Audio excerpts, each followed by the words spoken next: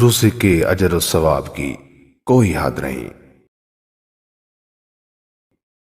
جو شخص روزہ رکھ کر بھی جھوٹ اور فریب نہ چھوڑے تو اللہ تعالیٰ کو اس بات کی کوئی حاجت نہیں کہ آدمی کھانا پینا چھوڑ دے۔ روزے ڈھال ہیں، اس لیے کوئی بری بات نہ کرے، نہ نادانی کرے۔ اگر کوئی لڑے یا گالی دے تو کہہ دے کہ میں روزے سے ہوں۔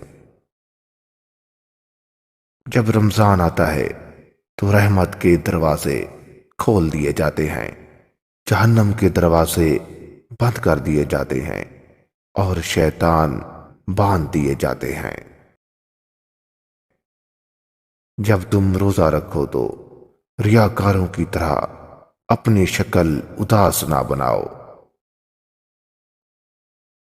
رمضان المبارک کے روزے رکھنے سے 1000 سال کی عبادت کا ثواب ملتا ہے اور روزے دار کے اعمال سے بے شمار برائیاں نکال دی جاتی ہیں۔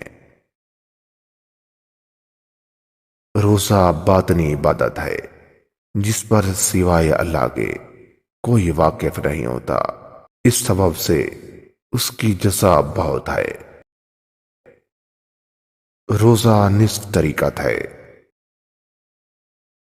در حقیقت روزہ صرف بھوک پیاس کا نام نہیں۔ اگر ایسا ہوتا تو ہر فقیر عابد اور ہر فاقہ کش کامل مومن ہوتا۔ روزہ اپنے نفس پر قابو پانے کا نام ہے۔